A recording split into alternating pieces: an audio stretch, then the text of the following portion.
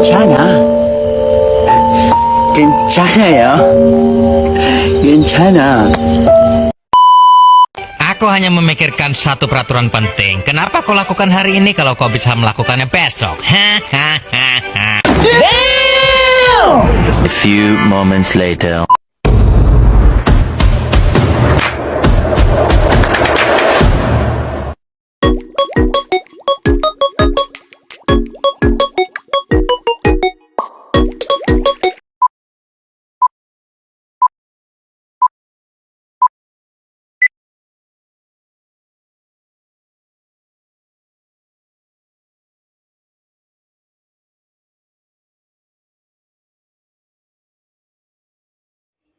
Assalamualaikum warahmatullahi wabarakatuh. Perkenalkan, nama saya Vika Nurfadila dari kelas SA 124.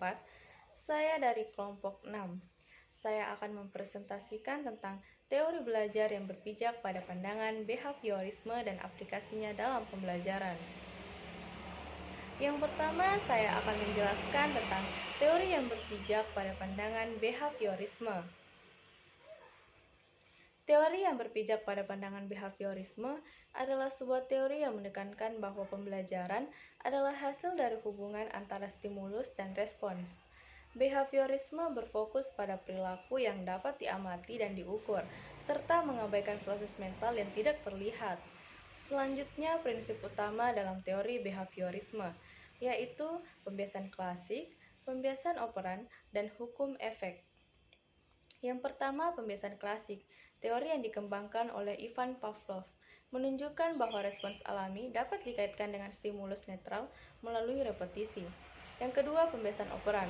Teori yang diperkenalkan oleh Bruce Frederick Skinner menekankan pengaruh penguatan dan hukuman dalam meningkatkan atau mengurangi perilaku tertentu. Yang ketiga, hukum efek. Sedangkan hukum efek oleh Edward Thorndike menjelaskan bahwa perilaku yang menghasilkan hasil positif lebih mungkin diulang, sementara perilaku yang menghasilkan hasil negatif cenderung ditinggalkan. Ada beberapa strategi pengaplikasiannya dalam pembelajaran, yaitu penguatan positif, penguatan negatif, drill dan latihan, dan sistem token. Pengaplikasiannya dalam pembelajaran.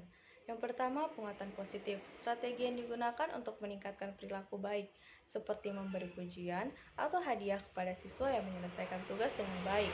Yang kedua, penguatan negatif. Strategi yang diterapkan dengan menghilangkan hal yang tidak menyenangkan, misalnya mengurangi pekerjaan rumah bagi siswa yang berperilaku baik. Sebaliknya, hukuman positif dan negatif digunakan untuk mengurangi perilaku yang tidak diinginkan, seperti memberikan tugas tambahan atau mengurangi waktu bermain. Yang ketiga, drill dan latihan. Sebagai suatu strategi untuk menguatkan keterampilan dasar melalui pengulangan. Yang keempat, sistem token. Strategi di mana siswa diberi poin yang dapat ditukar dengan hadiah sebagai bentuk motivasi.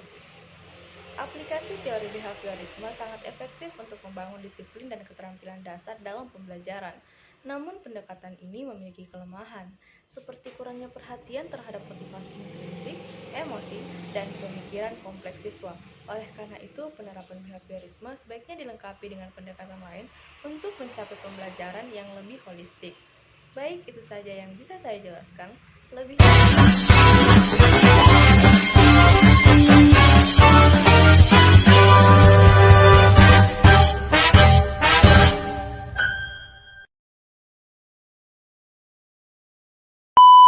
Oke teman-teman, terima kasih sudah menonton videonya.